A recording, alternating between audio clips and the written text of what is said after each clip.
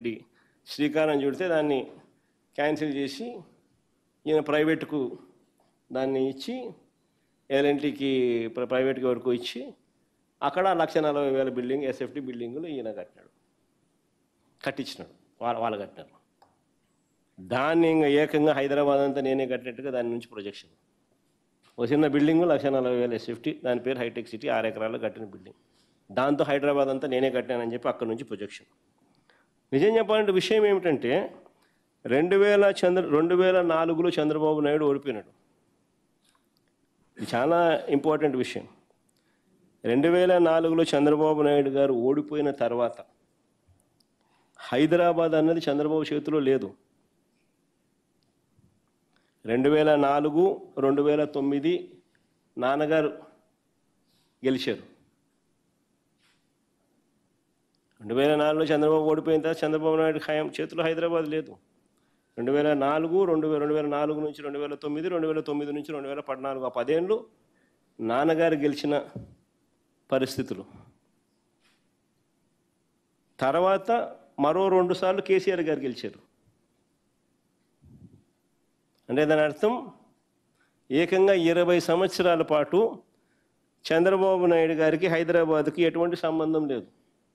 అయినా కూడా ఈ 20 ఏళ్లలో జరిగిన అభివృద్ధి అంతా అయింది అంటాడు చంద్రబాబు నాయుడు బిల్డప్. నిజంగా ఆశ్చర్యం చెప్తాను, కొన్ని విషయాలు చెప్తా.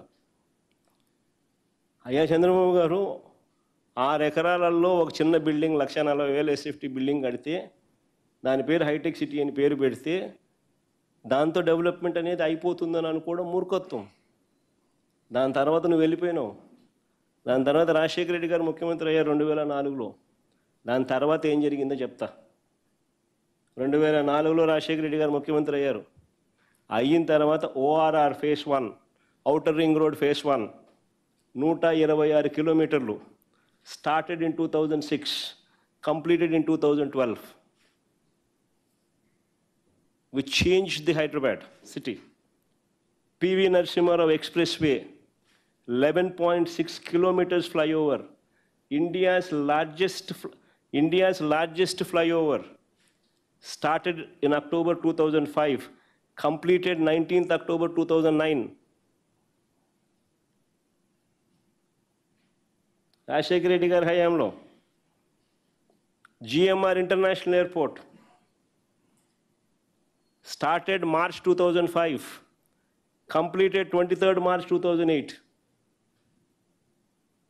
ఇవన్నీ రాజశేఖర రెడ్డి గారి హయాంలో స్టార్ట్ చేయడము, కంప్లీట్ చేయడము. 2004 నుంచి 2014 వైఎస్ఆర్ గారి 2 టర్మ్స్లో, అందులో మొదటి టర్మ్లోనే ఎన్ని కంప్లీట్ అయినాయి. ORR 1 2012 దాకా పోయింది, 2006లో స్టార్ట్ అయింది, 2012 దాకా పోయింది. PV Narasimha Rao express highway 11.6 kilometres flyover అయితే అక్టోబర్ 2005లో start, 2009 19th October complete.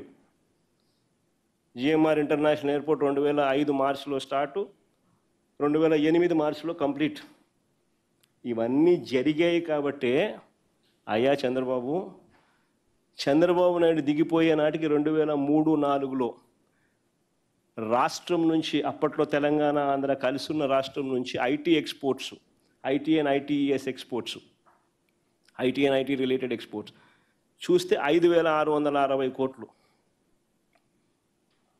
Chandrababu Naidu దిగిపోయే నాటికి 5 సంవత్సరాలలో వైఎస్ఆర్ గారు ముఖ్యమంత్రి కావడం 2004 నుంచి 2009, 5 సంవత్సరాల్లో ఇవన్నీ వైఎస్ఆర్ గారు చేయగలిగారు కాబట్టి IT అండ్ ITES ఎక్స్పోర్ట్స్ ఎంతో తెలుసా? 2008-09 వచ్చేసరికి 32,509 కోట్లు. ఎక్కడ 5,650 కోట్లు, ఎక్కడ 32,509 కోట్లు? 5 ఏళ్ళే.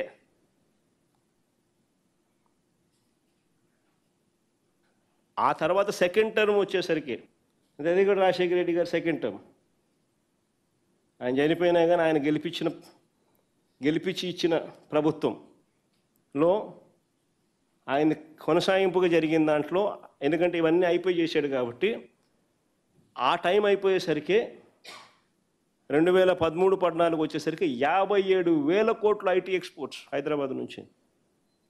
ఎక్కడ 5,650 కోట్లు అని చెప్పి నువ్వే హైదరాబాద్ అంతా నేనే కట్టేసినాను, ఐటీ అంటే చంద్రబాబు నేనే అని చెప్పి చెప్పుకునే పరిస్థితి నుంచి సీ ద డిఫరెన్స్. వేరే వాళ్ళు చేసిన దానికి వాళ్ళ క్రెడిట్ ఇవ్వాలా. దాని తర్వాత ఆయన తర్వాత మన కేసీఆర్ గారు వచ్చారు. ఆయన 2 టర్మ్స్ ఉన్నారు. ఆయన కూడా గొప్పగా నాన్నగారి దగ్గర నుంచి ఎక్కడైతే ఎండ్ అయిందో ఆయన కూడా గొప్పగా అక్కడి నుంచి స్టార్ట్ చేసి ఆయన కూడా గొప్ప పరిపాలన చేశాడు. దానివల్ల హైదరాబాద్ ఈరోజు ఐటీలో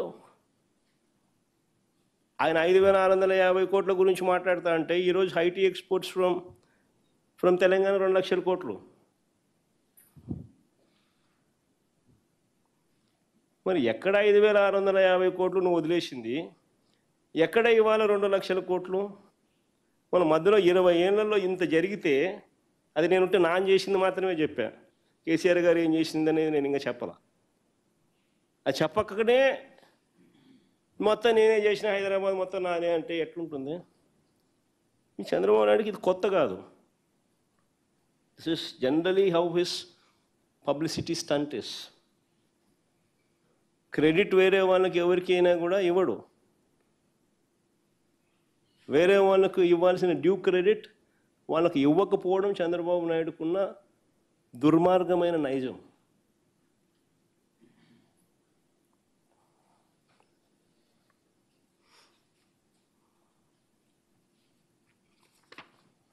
ఒకసారి విశాఖపట్నం, నేను చంద్రబాబు నాయుడు చెప్తాను, విశాఖపట్నం గురించి ఇంత ఆలోచన చేసి విశాఖపట్నం అన్నది ఎంతో ఇంపార్టెంట్ ప్రదేశంగా అసలు ఆంధ్ర రాష్ట్రం పెరగాలి అని అంటే రేపొద్దున హైదరాబాదునో లేకపోతే కర్ణాటక బెంగళూరునో చెన్నైనో తలదన్నే పరిస్థితికి రావాలి అని అంటే విశాఖపట్నంలో ఉత్తరాంధ్రలో ఏమేం చేస్తే ఆ స్థాయిలోకి మనం పోగలుగుతాము అని చెప్పి ఆలోచన చేసి అడుగులు వేసాం మేము వైఎస్ఆర్సీపీ ప్రభుత్వంలో.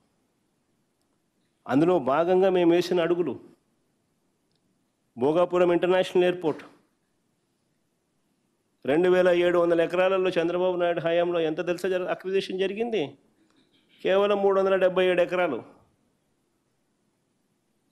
అంతే. వైఎస్ఆర్సీపీ ప్రభుత్వం వచ్చిన తర్వాత 900 కోట్లు ఖర్చు పెట్టాం ల్యాండ్ అక్విజిషన్ R&Rకు.